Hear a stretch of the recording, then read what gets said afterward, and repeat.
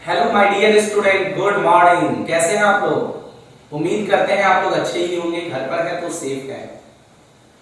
अगर आपको वीडियो हमारा पसंद आता है, जैसा कि आपने जो भी वीडियोस मेरे सेकंड चैप्टर पर देखा, उसमें जो भी आपको अगर इसमें और भी इम्प्रूव करना अगर हमें आपको लगता है कि हम कर सके तो प्लीज कमेंट करें और लाइक भी करें वीडियो को। आइए, कल के वीडियो के बाद जो भी मैंने डिस्कशन किया था इस डायग्राम पर, ओव्यूल पर, आज मैं इसी में आपको डिस्कशन करके ये बताऊंगा कि ओव्यूल का जो स्ट्रक्चर है उस स्ट्रक्चर में कौन-कौन से पार्ट है और किस पार्ट का क्या फंक्शन है।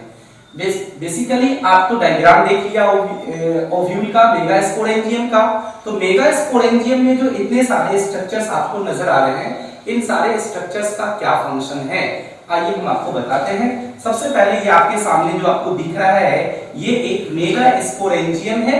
You know megasporangium that means एक ओव्यूल है जो एक फीमेल गैमेटोफाइट, यानी जो फीमेल पार्ट जो होता है, फ्लावर का जो फीमेल पार्ट होता है उसके अंदर ये पाया जाता है, जिसके अंदर फीमेल गैमेटोफाइट होता है।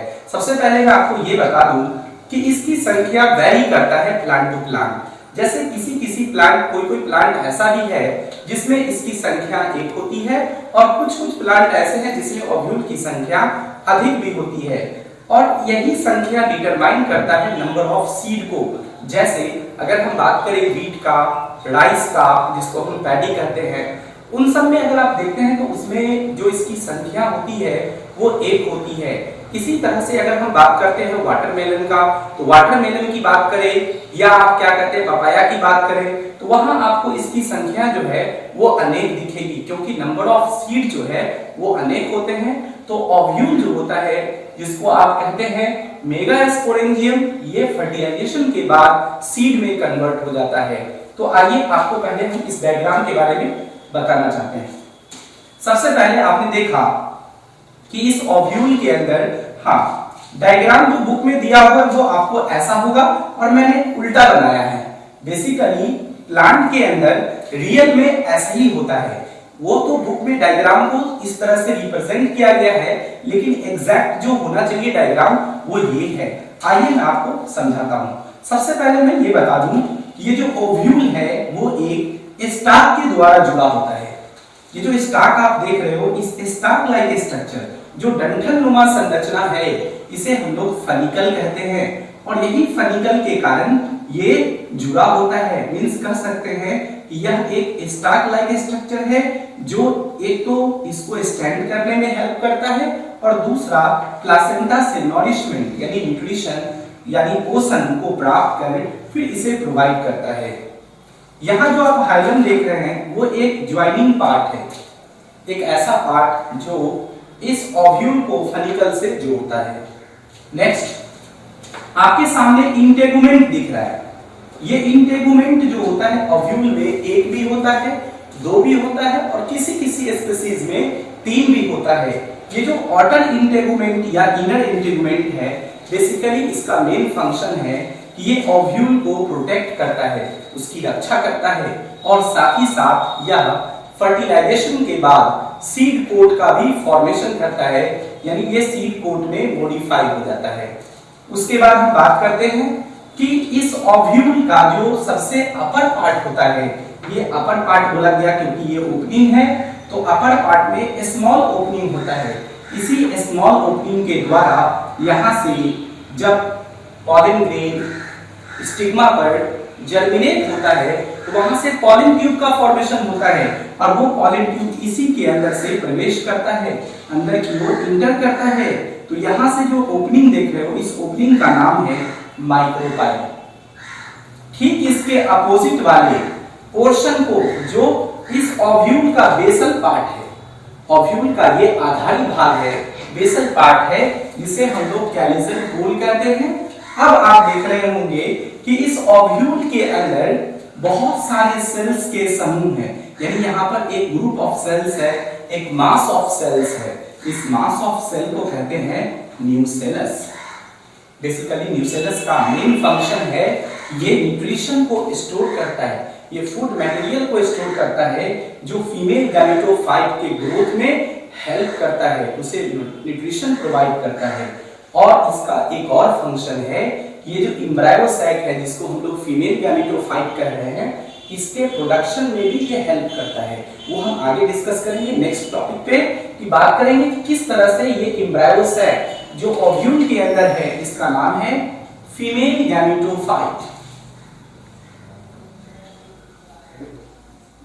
और फीमेल गैमेटोफाइट को हम लोग एक और नाम से जानते हैं, इसे हम मेगा स्पोर भी कहते हैं। तो आपके सामने ये जो मेगा स्पोर है, ये मेगा स्पोर जिसे आप फीमेल गैमेटोफाइट कह रहे हैं, जिसे एम्ब्रायो सैक कह रहे हैं, इसका फॉर्मेशन इसी ओव्यूल के अंदर होता है, इसी न्यूसेलस के सेल से।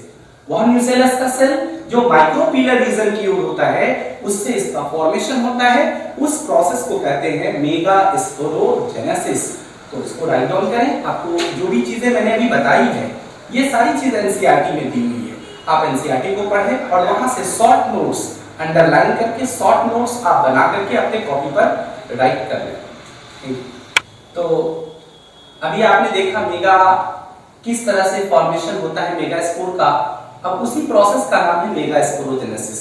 तो हम लोग ये जानेंगे कि मेगा स्पोरोजेनेसिस क्या है। सबसे पहले इसका डेफिनेशन मैं आपको बता दूं, फिर इसके डायग्राम के द्वारा मैं आपको समझाऊंगा किस तरह से मेगा स्पोर एक फीमेल गैमेटोफाइट यानी ओव्यूल के अंदर एक फीमेल गैमेटोफाइट का फॉर्मेशन कैसे होता है। तो ये जो आपके सामने मेगा स्पोरोजेनेसिस है, इसका डेफिनेशन सिंपल है, the process by which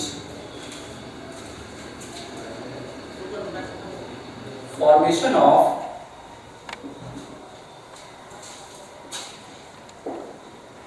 megaspore from the MMC means megaspore mother cell by the meiosis process। Meiosis को हम लोग कहते हैं रिडक्शनल डिवीजन।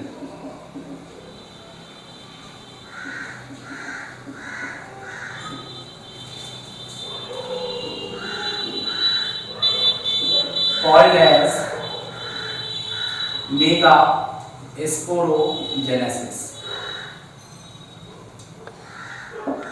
तो आपने क्या देखा इस मेगा स्पोरोजेनेसिस में? आपने ये देखा कि किस तरह से मेगा स्पोर का फॉर्मेशन हो रहा है। ये जो मेगा स्पोर को किस तरह से बन रहा है एक मेगा स्पोर मदर सेल में, यानी ये जो मेगा स्पोर मदर सेल है उससे कैसे बन रहा है। तो मेगा स्पोर मदर सेल से एक मियोसिस प्रोसेस होता है, रिडक्शनल डिवीजन होता है। इसी प्रोसेस को हम लोग मेगा स्पोरोजेनेसिस कहते हैं। जबकि मेल पार्ट में हमने पढ़ा था माइक्रो स्पोरोजेनेसिस, वहां माइक्रो स्पोर का फॉर्मेशन हुआ था, यहां मेगा स्पोर का फॉर्मेशन हो रहा है। तो आइए हम समझते हैं कि कैसे। ठीक है, मेगा स्पोरेंजियम जो स्ट्रक्चर है, इसके पास एक रीजन होता है जिसका नाम है माइक्रोपिलर रीजन। और इस माइक्रोपिलर रीजन के पास सेल्स ऑफ न्यूसेलस पाए जाते हैं। मींस न्यूसेलस का जो सेल्स होता है उसमें जो माइक्रोपिलर रीजन की ओर जो न्यूसेलस का सेल होगा उसे हम लोग बोलते हैं MMC, means mega spore mother cell.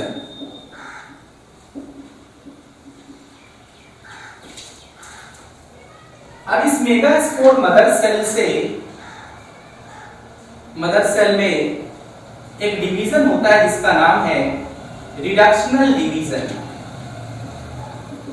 जिसे हम लोग मियोसिस कहते हैं। ये रिडक्शनल डिवीजन के बाद ये MMC mega spore mother cell formation करता है, 4 सेल को बनाता है यहां पर, क्योंकि रिडक्शनल डिवीजन मियोसिस के बाद 4 सेल बनता है, 2 3 4 सेल। इसमें 3 सेल डीजेनरेट कर जाता है।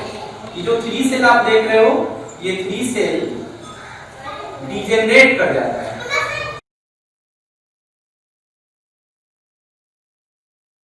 इसमें जो एक सिंगल सेल जो आप देख रहे हो, ये फंक्शनल सेल हो जाता है, ये फंक्शनल बच जाता है। इस सेल को फंक्शनल सेल कहते हैं, फंक्शनल मेगा स्पोर कहते हैं। तो ये आपके सामने फंक्शनल मेगा स्पोर है। जो आप फंक्शनल मेगा स्पोर देख रहे हैं, इस फंक्शनल मेगा स्पोर से अब फॉर्मेशन किसका होगा? तो मेगा स्पोर बनेगा, जिसको हम लोग फीमेल गैमेटोफाइट कहते हैं या इसको हम लोग एम्ब्रायोसैक कहते हैं। तो इससे अब फॉर्मेशन होगा एम्ब्रायोसैक का, जिसे आप लोग मेगा स्पोर कहते हैं। तो ये जो बन रहा है, इसी प्रोसेस का नाम है मोनोस्पोरिक डेवलपमेंट।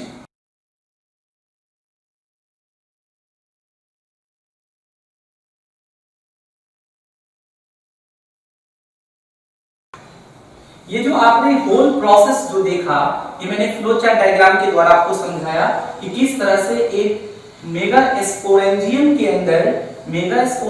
अंदर कैसे मेगा स्पोर का फॉर्मेशन होता है, किस तरह से मेगा स्पोर बनता है।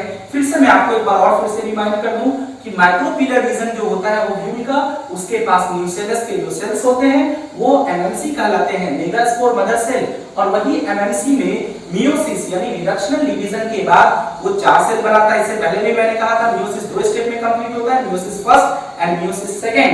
यहाँ 4 सेल जो आप देख रहे हो बन रहा है, ये 4 सेल में 3 सेल डिजेनरेट कर जाता है।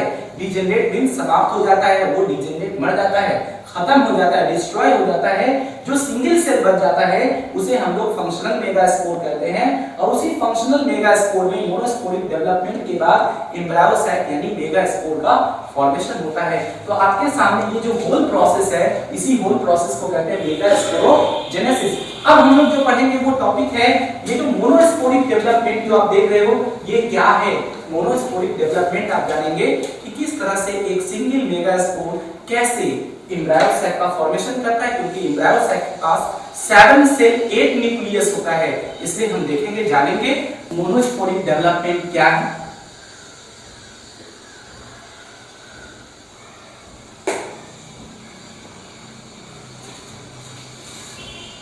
तो हम लोग समझेंगे मोनोस्पोरिक डेवलपमेंट। तो मोनोस्पोरिक डेवलपमेंट के बारे में हम लोग जानकारी प्राप्त करेंगे कि मोनोस्पोरिक डेवलपमेंट क्या है। देखिए, मोनोस्पोरिक डेवलपमेंट के बारे में कहा जाता है कि एक मोनो मींस होता है सिंगल, स्पोर मींस स्पोर और डेवलपमेंट मींस विकास।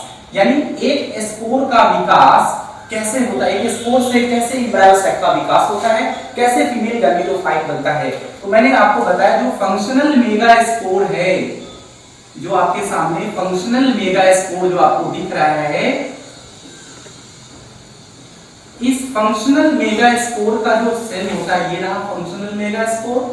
इसमें एक न्यूक्लियस है। ये न्यूक्लियस क्या है, जब भी मियोसिस होगा तो ये सेल क्या हो जाएगा? एंड हो जाएगा, यानी हैप्लॉइड होगा। क्योंकि ये आफ्टर ये रिजल्ट, ये जो फॉर्मेशन हुआ फंक्शनल मेगा स्पोर, ये रिडक्शनल डिवीजन के बाद हुआ, इसलिए इस सेल को हैप्लॉइड बोलेंगे, इसको एंड से रिप्रेजेंट करेंगे। अब इसके अंदर क्या होगा? इसके अंदर माइटोटिकली डिवीजन होगा न्यूक्लियस का, न्यूक्लियर डिवीजन होगा। वो भी कैसा? By mitotically. तो माइटोटिकली मींस माइटोसिस होगा, यानी इक्वेशनल डिवीजन होगा, जिसके बाद ये जो न्यूक्लियस आप देख रहे हो, ये न्यूक्लियस 2 भागों में बढ़ जाएगा। तो ऐसे सेल को क्या बोलेंगे? Binucleated mega spore. तो आपके सामने ये जो सेल है, इसका नाम हो गया बाय न्यूक्लिएटेड मेगा स्पोर, क्योंकि इसके अंदर 2 न्यूक्लियस है। अब ये दोनों न्यूक्लियस अपने अपने अपोजिट पोल की ओर चला जाएगा। ये एक पोल है और ये दूसरा पोल है। सेल के अंदर भी पोलर रीजन होता है, इक्वेटर होता है। ये पोल की ओर अपनी अपनी पोल की ओर चला जाएगा। फिर सीक्वेंशियल लगातार फिर से डिवीजन होगा माइटोटिकली। इन दोनों न्यूक्लियस के अंदर फर्दर डिवीजन होगा माइटोटिकली, न्यूक्लियर डिवीजन अगर, तो उसके बाद क्या होगा? ये जो आपके सामने जो सेल दिख रहा है, अब इसके अंदर क्या होगा? ये इलोंगेटेड मैं बना देता हूं, थोड़ा सा लंबा टाइप। ये देखिए इस तरह से, इसमें अब क्या होगा? एक न्यूक्लियस यहाँ था तो ये 2 डिवाइड करके बन गया, और यहाँ न्यूक्लियस था तो ये 2 डिवाइड करके बन गया। इसको क्या कहेंगे? 4 न्यूक्लिएटेड मेगा स्पोर। ये 4 न्यूक्लिएटेड मेगा स्पोर, 4 न्यूक्लियस इसमें। अब इसमें फर्दर डिवीजन होगा, फिर से माइटोटिकली डिवीजन होगा। Nuclear division. तो फिर से क्या होगा, ये 4 न्यूक्लियस कितने में कन्वर्ट हो जाएगा, 8 न्यूक्लियस में कन्वर्ट हो जाएगा। ये ऊपर में जो 2 न्यूक्लियस जो आप देख रहे हो, ये 4 बनेगा, यानी ये 2 डिवाइड करके और ये फिर 1 डिवाइड करके 2 बन गया, और नीचे का भी जो है ये भी 2 डिवाइड कर दिया और ये वाला भी 2 डिवाइड कर दिया। इस तरह से एक सेल के अंदर 4 न्यूक्लियस, 4 एक तरफ मींस 8 न्यूक्लियस एक सेल के अंदर आया, एक मेगास्पोर के अंदर फॉर्मेशन हुआ। इस 8 सेल में से जो रेस्ट अपर का जो 3 सेल है और जो नीचे का 3 सेल है, ये ऑर्गेनाइज हो जाता है सेल वॉल फॉर्मेशन के बाद एक सेल के फॉर्म में, क्योंकि 6th of 8 nucleus एनसीईआरटी का लाइन है, 6th of 8 nucleus are organized by cell wall means cell wall formation। अंदर में सेल वॉल का फॉर्मेशन होगा। तो इसके बाद फर्दर क्या होगा कि यहां से जो डेवलपमेंट होगा, तो यहां पर इस तरह से नीचे में जो सेल देख रहे हो आप, ये न्यूक्लियस जो है, ये सेल वॉल फॉर्मेशन के बाद ये ऑर्गेनाइज हो जाएगा सेल के फॉर्म में, और ये भी ऑर्गेनाइज, और एक जो सेंट्रल ये जो सेल आप न्यूक्लियस जो देख रहे हो, ये इधर मूव कर गया, ऊपर में भी 3 सेल क्या होगा, 3 न्यूक्लियस सेल के अंदर ऑर्गेनाइज हो गया, रेस्ट एक न्यूक्लियस इसके मिड पोर्शन में चला आता है। तो ये जो आप देख रहे हो, तो 8 में से 6 न्यूक्लियस सेल वॉल फॉर्मेशन में ऑर्गेनाइज हो गया, और बाकी जो रेस्ट 2 न्यूक्लियस है, ये न्यूक्लियस सेंट्रल सेल, इसको सेंट्रल सेल बोलते हैं, इसके मिड में आकर के ऑक्युपाई हो जाता है, रह जाता है। ऐसे न्यूक्लियस को बोलते हैं पोलर न्यूक्लियाई या सेकेंडरी न्यूक्लियस। ये पोलर न्यूक्लियाई है या इसी का नाम है सेकेंडरी न्यूक्लियस। तो अब हम देखेंगे इस स्ट्रक्चर को। ये जो स्ट्रक्चर देख रहे हो, इसी का नाम है एम्ब्रायोसाइट, जिसमें ऊपर के 3 सेल को एंटीपोडल सेल कहते हैं और नीचे के 3 सेल को हम लोग एक एपरेटस कहते हैं। इसका हम डिटेल स्टडी अभी करेंगे डायग्राम से। तो यही स्ट्रक्चर क्या कहलाएगा, मेगास्पोर, यानी इसी का नाम है फीमेल गैमेटोफाइट। तो आपने किस तरह से देखा कि कैसे फीमेल गैमेटोफाइट का फॉर्मेशन एक सिंगल मेगास्पोर से होता है। ये फ्लो चार्ट के द्वारा मैंने बताया कि किस तरह से एक फंक्शनल मेगास्पोर मींस इसका नाम क्या हो गया, फंक्शनल मेगास्पोर। यहां मैंने लिखा ही है, यहां देखिए आप, फंक्शनल मेगास्पोर है ये, और इस फंक्शनल मेगास्पोर से कैसे डिवीजन करके न्यूक्लियस माइटोटिकली डिवाइड करके फर्दर फीमेल गैमेटोफाइट का फॉर्मेशन करता है। इसमें जितना भी न्यूक्लियस है सभी क्या होंगे, जितने भी सेल है सभी क्या होंगे, n होंगे, क्योंकि यहाँ पर माइटोटिकली डिवाइड कर रहा है, तो ये n को आगे फर्दर ये मेंटेन करेगा। तो ये भी n, ये भी n, ये भी n, ये भी n, मींस ये जो टोटल का टोटल है, इसमें जितने भी सेल हैं सभी के सभी क्या होंगे, n होंगे, एक्सेप्ट सेकेंडरी यानी सेंट्रल सेल को छोड़कर सेकेंडरी न्यूक्लियस यहाँ पर 2n होगा, क्योंकि इसके पास 2 न्यूक्लियस है। तो आइए हम लोग डिस्कस करते हैं कि एम्ब्रायोसाइट जो आप देख रहे थे अभी, जो फॉर्मेशन हुआ था मोनोस्पोरिक डेवलपमेंट के बाद, ये एम्ब्रायोसाइट क्या है, इसका नाम है, एक और नाम से जानते से मेगास्पोर कहते हैं। मेगास्पोर इसलिए कहते हैं क्योंकि ये माइक्रोस्पोर जो आपने देखा था पॉलन ग्रेन, उससे बड़ा है। पॉलन ग्रेन में आपने देखा था किसी में 2 किसी में 3 सेल है, बट यहाँ मेगास्पोर में 7 सेल है, तो कहीं ना कहीं ये उससे बड़ा है, इसलिए नाम है इसका मेगा। तो मेगास्पोर है ये, और इसी का एक और नाम है जिसे हम लोग कहते हैं फीमेल गैमेटोफाइट। तो अब जो हम लोग डिस्कस करेंगे इस पर, यही डिस्कस करेंगे कि ये फीमेल गैमेटोफाइट कैसा है, इसमें कौन कौन से पार्ट है, इसके अंदर क्या क्या है, इस पर बात करेंगे। तो आइए, बड़ा सिंपल है इसका डायग्राम, आप आसानी से बना सकते हो। आप एक लेंस बनाते हो, उस लेंस की तरह इसको डायग्राम को ड्रॉ कर लो इस तरह से। ये आपने लेंस की तरह बना लिया, ठीक है। और आप क्या करना है, बनाने के बाद नीचे की ओर आप क्या करोगे, इस तरह से एक सेल बनाओगे और एक सेल यहाँ से ऐसे बनाओगे। ये जो सेल आप बना रहे हो, इस सेल का नाम है सिनर्जिड्स, इसको हेल्पिंग सेल कहते हैं। ये 2 होता है एक एम्ब्रायोसाइट के अंदर, नंबर में 2 होता है, इसका नाम है सिनर्जिड्स। ये है सिनर्जिड्स। सिनर्जिड्स के बाद जो पार्ट है, इसका एक और नाम है, हमने इसको कहा हेल्पिंग सेल भी इसे कहते हैं।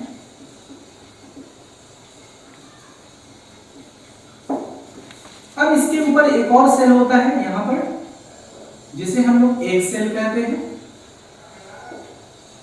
तो आपने देखा कि यहाँ एक सेल है और 2 सिनर्जिड्स है। इन तीनों को एक साथ, मैं रेड मार्कर का यूज करूंगा ताकि आपको समझ में आसानी से आए। यहाँ देखिए, इन तीनों सेल को एक साथ हम लोग कहते हैं एक एपरेटस।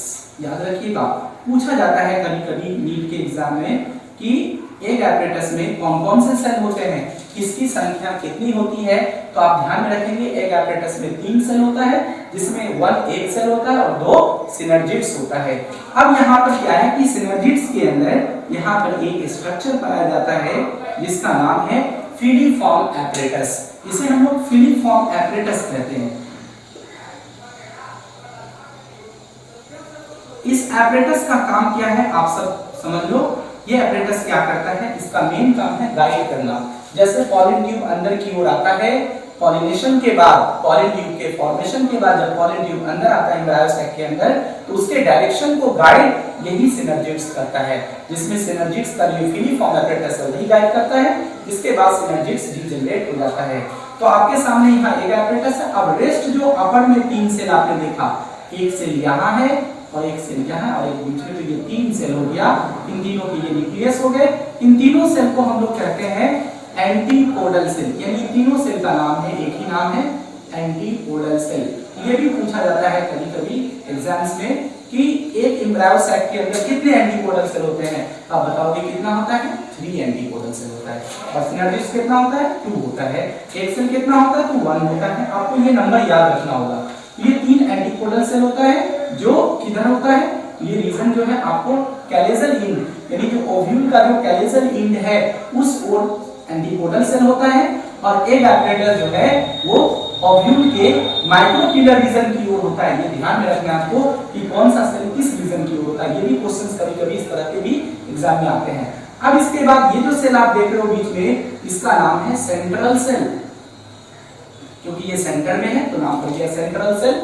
और इसी के अंदर 2 न्यूक्लियस रहता है जिसका नाम है पोलर न्यूक्लियाई। इसी का नाम मैंने कहा था सेकेंडरी न्यूक्लियस भी इसे कहते हैं। हिंदी में इसको द्वितीय केंद्रक कहते हैं, इसको ध्रुवीय केंद्रक कहते हैं। तो सेकेंडरी न्यूक्लियस आपने देखा, तो आपके समझ में आ रहा है कि सेकेंडरी न्यूक्लियस सेंटर में होता है और यहाँ ये जो सेल इसके साइटोप्लाज्म इसमें पाए जाते हैं और ये सेंट्रल सेल है। इस प्रकार आप कह सकते हो, कितना आसान है डायग्राम, आपने देखा एम्ब्रायो सैक कितना आसान है। इस प्रकार आप कह सकते हैं कि एक एम्ब्रायो सैक के अंदर 7 सेल, देखिए 3 एंटीपोडल हो गया, 1 2 3, एक सेंट्रल सेल 4 हो गया, एक सेल 5 हो गया और 2 सिनर्जिड्स, तो 5 और 2 कितना हुआ 7, यानी 7 सेल है। और उसके बाद अगर बात करें न्यूक्लियस की, 1 2 3 4 5 6 7 8 न्यूक्लियस है। इसलिए एम्ब्रायो सैक को हम लोग एक और नाम से जानते हैं, इसको हम लोग कहते हैं 7 सेल 8 न्यूक्लिएटेड स्ट्रक्चर। याद रखिएगा, ये पूछा जाता है कि फीमेल पार्ट में फ्लावर के किस पार्ट को हम लोग 7 सेल 8 न्यूक्लिएटेड स्ट्रक्चर कहते हैं। तो आपको पता होना चाहिए कि 7 सेल 8 न्यूक्लिएटेड स्ट्रक्चर हम फीमेल गैमेटोफाइट को कहते हैं, मेगास्पोर को कहते हैं और एम्ब्रायो सैक को कहते हैं। तो आपको कभी-कभी बोर्ड एग्जाम में ऐसे भी क्वेश्चन आ जाएंगे, इस तरह से आपके बोर्ड में पूछ देगा कि draw the labelling diagram of embryo sac, तो आप आसानी से बना सकते हो, कोई टफ नहीं है डायग्राम। और फिर एनसीईआरटी को भी जाके समझना कि एनसीईआरटी में किस तरह से टॉपिक आगे डिस्कशन किया है, वहां कैसे बताया गया है, ये बहुत इंपॉर्टेंट चीज है।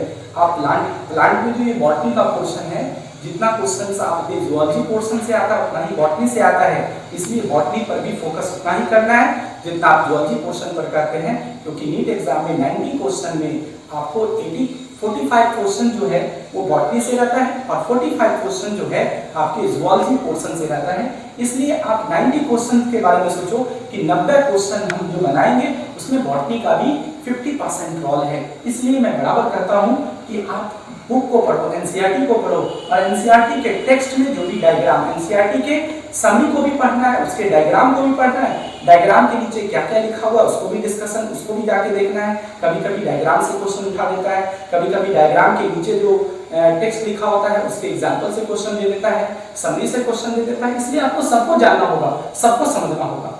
अगर आपको मेरा वीडियो पसंद आया होगा तो मैं रिक्वेस्ट करता हूं आप लोगों से कि आप लोग जरूर कमेंट में कमेंट लिखें, इसमें और भी मैं इंप्रूव करूं ताकि आप मुझे बताएं।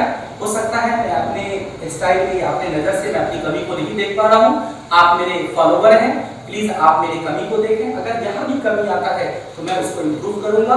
और लाइक जरूर करें, कमेंट भी करें। और अगर आपके आसपास कोई ऐसे स्टूडेंट है जिनको नहीं मालूम है तो उनको भी बताएं कि किस तरह से सब्सक्राइब किया जाता है, किस तरह से लाइक किया जाता है, किस तरह से कमेंट किया जाता है। बहुत बच्चे यूट्यूब से जुड़े हुए नहीं है, अभी लॉकडाउन है, लॉकडाउन में हमें लगता है कि यही एक अच्छा साधन है जिससे बच्चे अपने आप को पढ़ाई से जोड़े रखेंगे। अगर आप जुड़े हुए हैं तो मीन्स आपका पढ़ाई कंटिन्यू है, आपका स्टडी कंटिन्यू है, आपके जो भी मतलब पढ़ने का स्टाइल है वो भूलोगे नहीं आप। इसलिए कहते हैं पढ़ाई से जुड़ो और घर पर जितना से ज्यादा से ज्यादा टाइम अभी मोबाइल के अलावा अपने बुक पर भी ध्यान देना है। ये तो 1 घंटे का वीडियो, आधा 10 मिनट, 20 मिनट, 25 मिनट का वीडियो रहता है, उसे देखने के बाद आपको उससे ज्यादा से ज्यादा जो है आपके पास फिजिक्स भी है, केमिस्ट्री भी है, बायो भी है, मैथ्स भी है, तो आप ये रूटीन बना लें कि अगर हम 4 घंटा, हम अगर 8 घंटा पढ़ते हैं रोज घर पर, तो 8 घंटा में 4 घंटा बायो पढ़ें, 2 घंटा फिजिक्स, 2 घंटा केमिस्ट्री, क्योंकि 50% क्वेश्चन नीट एग्जाम में बायो से रहता है। 180 क्वेश्चन में 90 क्वेश्चन आपको जो है वो बायो से रहेगा, तो आपके क्वेश्चंस भी 50% है, तो आपको पढ़ना भी 50% ही पड़ेगा, आपको उतना ही टाइम देना पड़ेगा जितने क्वेश्चंस है। इसलिए मैं कह रहा हूं कि 8 घंटा में 4 घंटा, अभी तो आप घर पर फुल टाइम आपके पास है, तो आप और इसको बढ़ाएं, 4 से 6 घंटा कर दें, 6 घंटा बायो पढ़ें और 3 घंटा फिजिक्स और 3 घंटा केमिस्ट्री पढ़ें। गारंटी मैं देता हूं कि आपको कामयाब होने से कोई नहीं रोक सकता है। थैंक यू, जय हिंद।